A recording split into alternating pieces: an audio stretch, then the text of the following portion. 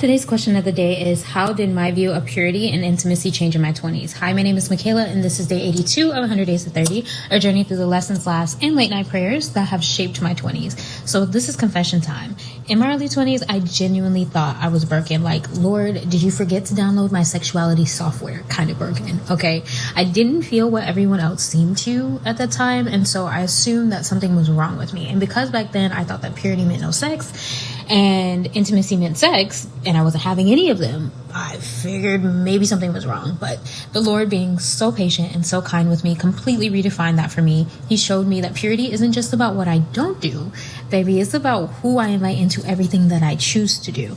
It's alignment of my thoughts, my affections, my boundaries, my conversations, even all having been centered around Him. And that guarding my heart was less about fear and more about faithfulness. I also had to unlearn a lot of Christian culture and what it tells you about purity. Like, purity does not guarantee you a fairy tale marriage or some happily ever after. Some of us aren't even called to marriage, okay? It's not a spirituality coupon that you can cash in for a perfect spouse, and it's definitely not an excuse to skip learning about who God has made you to be and your natural expressions of love and sexuality.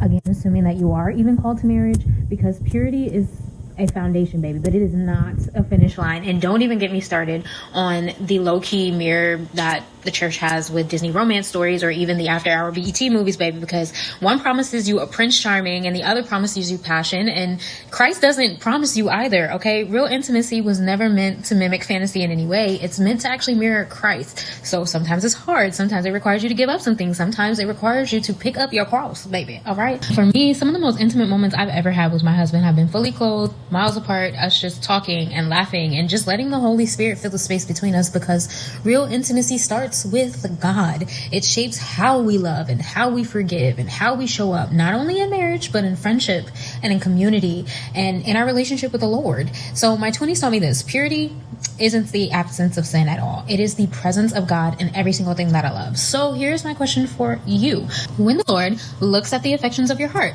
does He see His own reflection? Because purity is not proven by perfection or even in the things that you choose not to do. It's revealed in who you turn to for intimacy.